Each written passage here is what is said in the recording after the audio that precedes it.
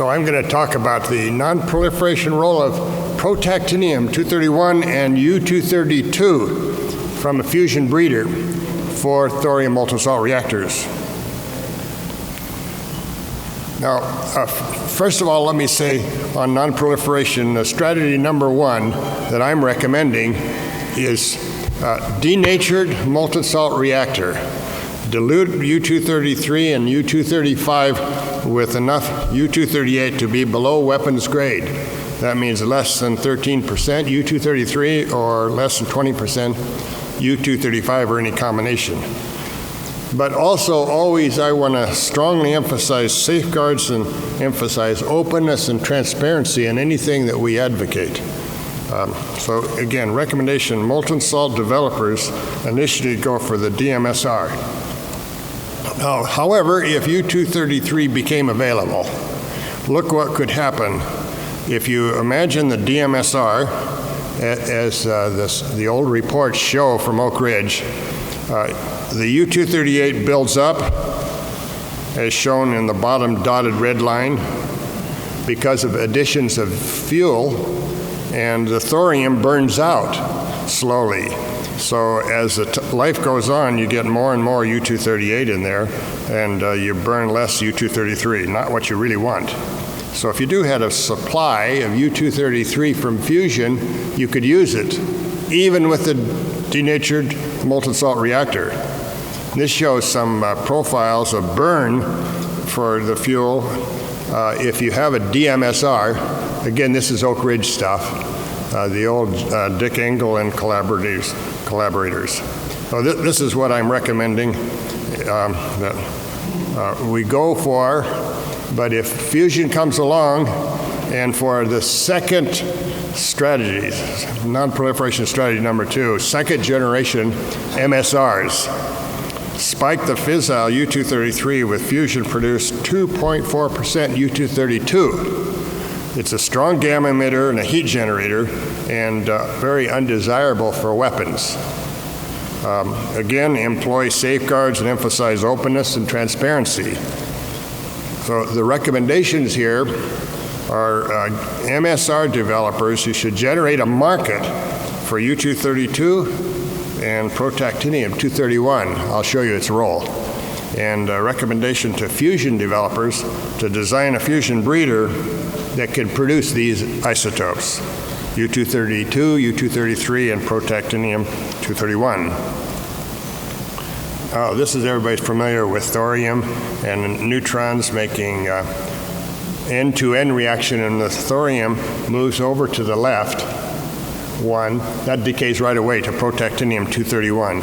That's the main route then to capture a neutron to protactinium-232, and that decays into U-232. That's the same thing. Now, fusion is unique to produce protactinium-231. This shows the neutron spectrum for fission on the left, generally 2 MeV or so, plus or minus. And the fusion neutron spectrum is 14 MeV. The threshold for these interesting reactions are about 6 MeV. So all fusion neutrons' first collision can be above this threshold and be prolific producers of protactinium-231 that then is a precursor to U-232, whereas only a tiny number of fission neutrons are above the threshold and can possibly spike this fuel. So there are a number of fusion reactor designs on paper. This shows a simple one, kind of based on the work in Novosibirsk, Russia, where it's a linear with coils and blankets shown on the right are surrounding these. On the right, you see the loop coils that are embedded in the shielding.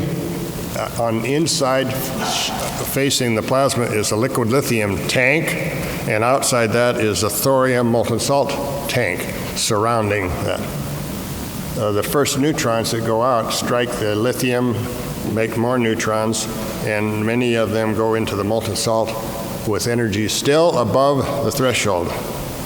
In the lower left, you see about 2.4% of the reactions, 14 MENU reactions, lead to protactinium-231 that is more or less stable, 32,000-year half-life. Whereas over half of the 14 MENU neutrons end up making protactinium-233 that makes our fuel. This shows this estimated revenues from protactinium sales.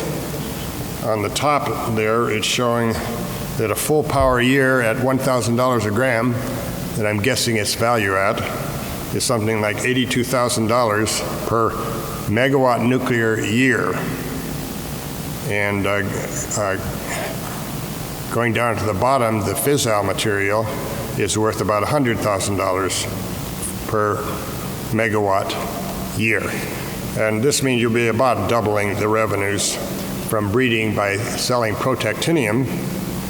And the question is then, how does that compare to this electricity sales? Now, if anybody has the slightest interest in any of this, they can look at my website and the conference proceedings on this. But shown here is on the plot on the left is the revenues per megawatt, or per, in this case, per dollars per watt year. And the dotted line is the breeding if you get $0.1 per megawatt year as a dotted line going straight across. The curved lines are the electricity sales. And I'm plotting against, on the bottom, MQ, and on the top horizontal plot is Q. And in fusion parlance, how well you do in Q is the fusion gain over the input power. And the best we've done so far is tokamaks that run on tritium, deuterium, and they've gotten Q of almost 1. And of course, nuclear explosives have very high Q.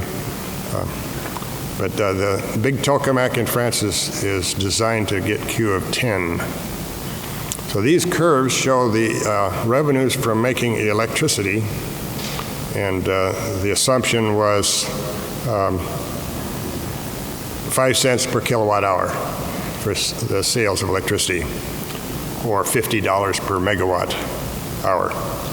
And various curves that rise up and saturate to the right are shown there. So you can add the electricity revenues, and if you don't have high enough Q, the revenues are not only revenues, they're negative if you have to drive this thing. So if you look now at previous scratchings where I said how much fissile material you make, or protactinium-231 versus Q from that plot, you can see the dollars per gram computed cost of U-233 or equivalent protactinium-231. And as I mentioned, Q of about 0.1 has already been achieved, so we're in maybe $200 per gram of U-233. And enriched U-235 is typically should sell for about $50 a gram today. So we're, in fact, at Q at 1, we're too high. We're maybe 4 times the market. But if we get Q of maybe 3, we should be starting to get competitive. And this shows a revenue split between how much you get from protactinium-231 and how much you get from U-233. And it's how I come up with the ratio of $2,000 per gram or $100 per gram of U-233. Now, if you have a molten salt reactor running on with graphite moderated like the MSRE follow-ons with supplying 2.4% U-232, which the IAEA standard of self-protection. That means that if you are standing there at 1 meter from 5 kilograms of U-233, and it's got 2.4% U-232, 1 year after it was chemically separated, the daughter products are giving off 2.6 MeV gamma rays, and that'll give you 100 rem per hour. or 1 sievert per hour. And in 2 hours, you should be dead. And that means that the folks that are around a bomb such as this, if they stole that material, would have to always deal with it with shielding and remote, and if they did handle it, they'd want to reach around the corner and so forth. No bomb nation, nobody who wants bombs would do this, except maybe terrorists.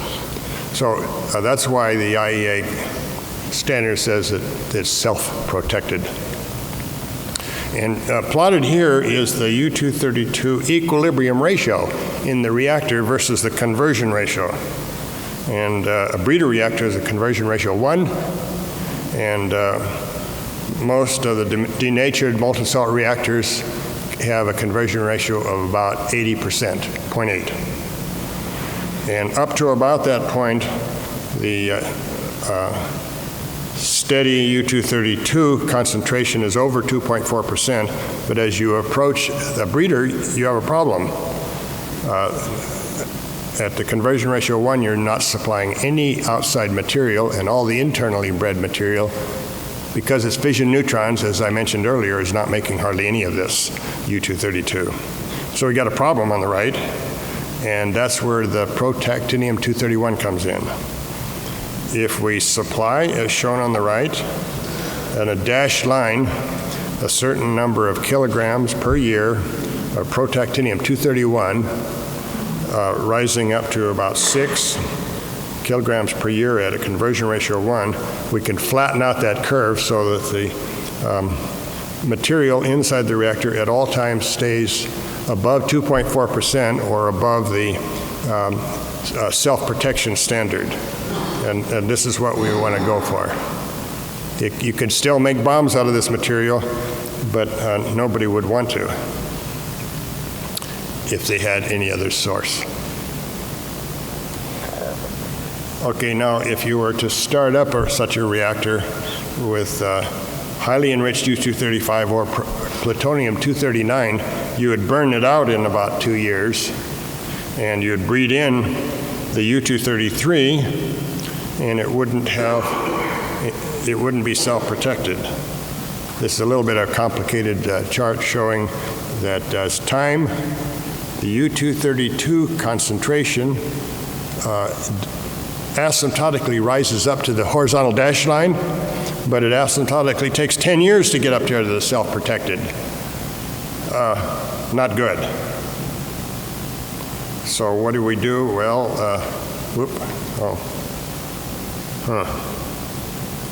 if you start out with 50%, I didn't put this in here, 50% plutonium-239 and 50% U-235, on the left, you jump up right away to the 2.4% and you're self-protected.